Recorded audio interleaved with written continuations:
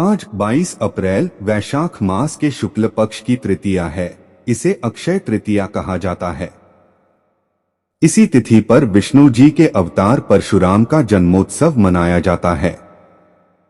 महाभारत यानी द्वापर युग में कर्ण ने परशुराम को गुरु बनाया था और उनसे युद्ध कला का ज्ञान लिया था, लेकिन इसके लिए कर्ण ने परशुराम से एक झूठ बोला था। जानिए पूरा कथा दोस्तों। अभी तक अपने हमारे YouTube चैनल सत्य की ज्ञान को सब्सक्राइब नहीं किया तो सब्सक्राइब कर लेना जरूर। कर्ण कुंती का पुत्र था, लेकिन कुंती ने जन्म के तुरंत बाद उसे त्याग दिया था। इसके बाद कर्ण का पालन सूत अधिरथ और उसकी पत्नी राधा ने किया। इन दोनों की वजह से ही कर्ण को सूतपुत्र और राधेय नाम मिला था। जब कर्ण बड़ा हुआ तो वह परशुराम से अस्त्र शस्त्र का ज्ञान लेना चाहता था। कर्ण ये जानता था कि परशुराम सिर्फ ब्राह्मणों को युद्ध का ज्ञान देते हैं और वह सूत पुत्र है, इस कारण परशुराम उसे युद्ध कला नहीं सिखाएंगे। कर्ण जब परशुराम से मिला तो उसने झूठ बोला कि वह ब्राह्मण है। कर्ण की सीखने की इच्छा को देखते हुए परशुराम ने उसे अपना शिष्य बना लिया। कई दिव्यास्त्रों का ज्ञान परशुराम ने कर्ण को दे दिया। एक दिन कर्ण परशुराम के साथ जंगल से गुजर रहे थे। रास्ते में परशुराम को थकान हुई तो उन्होंने आराम करने की बात कही। कर्ण एक पेड़ के नीचे बैठ गया और परशुराम उसकी गोद में सिर रखकर सो गए।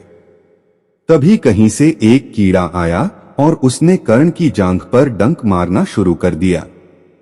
कर्ण को दर्द तो बहुत हुआ, लेकिन गुरु भक्ति के कारण वह वैसा ही बैठा रहा। कीड़ा बार बार डंक मार रहा था, जिससे कर्ण की जांघ से खून बहने लगा।